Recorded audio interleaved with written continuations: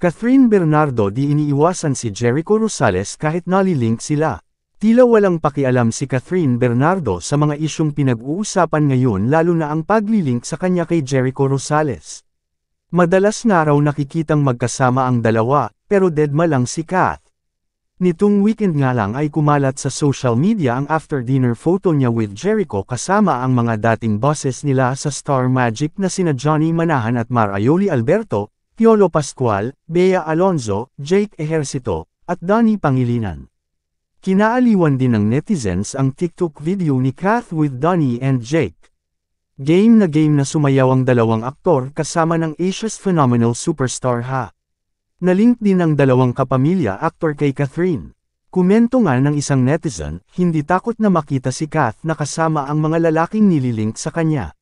Nagsama-sama pa ang mga boys sa iisang salo-salo. People link Catherine with whoever, and still she can confidently go out and be seen with them because she's not carrying any guilt or even a pinch of what bashers accusing her. And please Kath can do whatever she wants, she's single. Mukhang ini-enjoy muna ni Catherine ang pagiging single at ang paglabas-labas with her closest friends in and out showbiz at wala pa sa plano niya ang magka-boyfriend ulit. No?